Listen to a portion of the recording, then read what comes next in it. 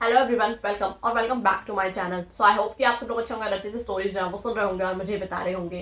तो आज इस वीडियो में आप लोगों के साथ पॉकेट एफएम की एक न्यू रिलीज्ड ट्रेंडिंग नॉवल का रिव्यू जो है वो शेयर करने वाली हूँ। बात की जाए इस नॉवल की, ये जो नॉवल है ना ये थोड़ी सी डिफरेंट है, क्योंकि एक तो इसके नाम ने मुझे अट्रैक्ट किया और दूसरी चीज ये कि इसमें जो चीजें दिखाई गई है ना वो थोड़ी मतलब कह लो काफी ज्यादा काफी ज्यादा मिस्टीरियस और मतलब सस्पेंस वाली है कि ऐसा क्या है, क्यों है, मतलब बहुत सारे क्वेश्चंस हैं, तो कंफ्यूजन भी है। ठीक है, अब ये स्टोरी क्या है, कैसी है, ये जानने के लिए तो आप लोग पूरी वीडियो को अंत तक देखना पड़ेगा, तभी आप लोग को चीजें जो है वो क्लियर होंगी। फिलहाल मैं आप लोग के साथ इसकी डिटेल जो है ना वो शेयर कर लेती हूँ। बाकी लिंक्स वगैरह जो भी होंगे मिल जाएंगे आप लोग को डिस्क्रिप्शन बॉक्स में, वहां से जाके जो है आप लोग इस स्टोरी को पढ़ सकते हैं।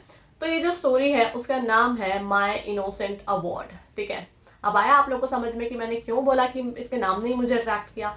यार ऐसा भी कैसे हो सकता है, मतलब इनोसेंट अवार्ड, अवार्ड भी इनोसेंट होता है। हाँ, अगर वो अवार्ड जो है वो एक इनोसेंट क्यूट स्वीट ना समझ लड़की हो तो फिर तो भाई इनोसेंट ही होगा अवार्ड, है ना। किस चीज का अवार्ड था ये तो खैर आगे मैं बता ही दूंगी। बट फिलहाल जो इसके ऑथर हैं वो है लोनली क्वीन। 4.3 इसकी रेटिंग है, 65 इसके चैप्टर्स हैं। मैंने इसके हाफ चैप्टर्स जो है वो रीड किए हैं। बात की जाए मेन कैरेक्टर्स की तो वो है मिराया राठौर और दूसरी तरफ है विनाश। ठीक है, नाम भी यार मतलब कैसे सोच सोच के इतने अलग से नाम लेके आते हैं, मुझे तो समझ में नहीं आता। मैं जितनी स्टोरीज पढ़ती हूँ ना, मुझे तो कई नाम तो इतने पसंद आ जाते हैं कि बस क्या बोलूँ। और कई नाम ऐसे होते हैं इतने अटपटे से, मुझे ही ऐसा लगता है कि मैं ही गलत प्रोनाउंस तो नहीं कर रही हूँ, क्योंकि मेरी हिंदी थोड़ी सी। बट चलो ठीक है, ये सारी बातें तो हम बाद में भी कर सकते हैं। फिलहाल इसके इंट्रोडक्शन पर चलते हैं। तो किसी को हासिल करने की हद क्या होगी जब अपनी जान की बाजी भी लगानी पड़े। मिराया राठौर जन्म लेते ही अपनी माँ को खो देती हैं, जिनकी जिंदगी में प्यार उसे कभी मिला ही नहीं। बचपन से लेकर अब तक सिर्फ और सिर्फ उसे पापा से नफरत मिली, फिर भी अपने होठों पर एक मुस्कुराहट लिए वो खुश है। वहीं दूसरी तरफ विनाश, जिसके नाम का ही मतलब मौत है, जो हर एक दिन मौत से खेलता है, किसी की परवाह ना ही किसी से कोई मतलब। एक दिन मौत के खेल में लग जाता है चैलेंज, जिसके लिए मियारा का भाई अश्विन राठौर उसे लगा देता है दाव पर। अब आगे क्या होगा, क्या विनाश इस चैलेंज को जीत पाएगा? तो देखो, ये तो क्वेश्चन ही गलत है, क्योंकि चैलेंज को वो जीत गए तभी तो उन्हें हमारी हीरोइन जो है वो अवार्ड के रूप में मिली है कि नहीं है? हाँ बिल्कुल सही बात है। अच्छा, थोड़ा सा हम फैमिली के इंट्रोडक्शन पर चलते हैं पहले। तो हमारे हीरो का जो परिवार है वो काफी भरा पूरा परिवार है, जिसमें दादी, मम्मी, पापा, भाई, ये सब है। ठीक है, मतलब दो भाई हैं उनके बड़े और वो छोटे हैं, और उनकी दादी है, उनके मम्मी और पापा तो है ही है। ठीक है, अब बात कर लेते हैं हमारी हीरोइन की साइड की। तो उनकी फैमिली में देखो, उनके वही सौतेली माँ, सौतेला भाई, पिता जो है वो देखो खुद के ही पिता है, लेकिन फिर भी उनका बिहेवियर जो है अपनी बेटी को लेकर वो इतना खराब है जिसकी कोई हद नहीं है। मतलब सिर्फ पैसे प्रॉपर्टी को लेकर ये सारी चीजें मुझे समझ में नहीं आता है। इस स्टोरीज में ना कुछ ज्यादा ही होता है, मतलब पॉजिटिविटी तो बहुत कम देखने को मिलती है। अगर कोई सौतेलापन वाली चीज आ जाती है, या फिर ये कह लो कि अपनेपन में भी ना कई बार वो होता है ना, वो बेनिफिट्स वाली चीजें, तो ये चीज जो है ना वो दुख देती है पढ़ते हुए भी। बट चलो कोई नहीं, अब क्या कर सकते हैं, क्योंकि मैं तो खुद ही बोलती हूँ कि कहानियों को इमेजिनेशन तक रखना है, लेकिन मैं खुद ही नहीं रख पाऊंगी तो फिर उसका मतलब क्या है ना। लेकिन कहीं ना कहीं ये चीजें जो होती है ना वो दिमाग में रह ही जाती है। और मेरे हिसाब से इतना इनोसेंट होना, इतना मतलब क्यूट होना भी जो है वो हानिकारक हो जाता है कभी कभी, क्योंकि जो जिस तरीके से तुम्हें बोल रहा है तुम उसी तरीके से कर रहे हो। तुम एक कठपुतली हो क्या?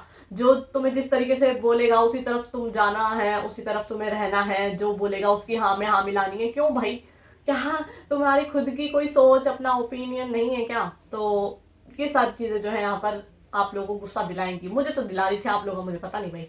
ठीक है, तो ये चीज थी। बाकी हाँ, उनके भाई जो है उनको दाव पर लगा देते हैं और हमारे हीरो जो है वो उन्हें लेकर अपने साथ अपने घर ले जाते हैं, लेकिन वहां पर भी जो है वो झूठ बोलते हैं, क्योंकि वो उनसे शादी करना चाहते हैं। और सच बात बताऊं तो इन दोनों की फैमिलीज में ना एक दुश्मनी है जो पहले से चलती हुई आ रही है। अब वो दुश्मनी का कारण क्या है, और हमारे हीरो अगर दुश्मनी है तो इनको मतलब हमारी हीरोइन को अपने साथ लेकर आए ही क्यों? क्योंकि उनकी फैमिली इस चीज से नाराज हो जाती है। ठीक है, तो मतलब ही क्या है, क्या वो उससे रिवेंज लेना चाहते हैं? या फिर वो उन्हें टॉर्चर करके जो है वो उस फैमिली को हर्ट करना चाहते हैं। लेकिन मुझे नहीं लगता कि ऐसा कुछ है, क्योंकि जैसे जैसे आप लोग स्टोरी को पढ़ते जाओगे ना, आप लोगों को कुछ चीज़ें जो है वो क्लियर होती जाएंगी कि ऐसा कुछ नहीं है कि वो उनका यूज़ कर रहे हैं, वो एक अलग चीज़ है कि उनके दिमाग में क्या चल रहा है। वो काफ़ी ज़्यादा मिस्टीरियस और सस्पिशियस है, ठीक है। तो गेस नहीं कर सकते कि उनका नेक्स्ट मूव जो है वो क्या होगा। हमारे हीरो जो है वो काफ़ी ज़्यादा डेंजरस है, सच बता रही हूँ, बहुत ज़्यादा। मतलब वो साइलेंट किलर टाइप वाली चीज़ है कि वो साइलेंट है ना, तो समझ लो कि कुछ ना कुछ चीज़ें जो है वो हो रही हैं। वो अपने दिमाग से ऐसी चीज़ें करते हैं, और उनकी एक हिडन मिस्ट्री और एक हिडन आइडेंटिटी भी है, जो आप लोग स्टोरी को पढ़ोगे तो आप लोगों को पता चलेगी। मैं सारी चीज़ें क्लियर नहीं करूँगी, क्योंकि वही वाली बात अगेन, अगर मैंने सब कुछ बता दिया तो आप लोग क्या पढ़ोगे, है ना। बट स्टोरी जो है ना वो सच में काफ़ी ज़्यादा इंटरेस्टिंग है। मज़ा आएगा स्टोरी को पढ़ने में, और थोड़ी बेवकूफ़ियाँ भी देखने को मिलेगी, ना समझी भी देखने को मिलेगी, जो कभी कभी गुस्सा दिला देती है। क्योंकि यार यूँ सोचते हैं कि कहानियों में भी इतनी इनोसेंट क्यों दिखाना है, ऐसा रियलिटी तो नहीं है ना। बट शायद कहीं ना कोई हिस्सा जो है वो रियलिटी से हमें कनेक्ट कर ही देता है, ठीक है।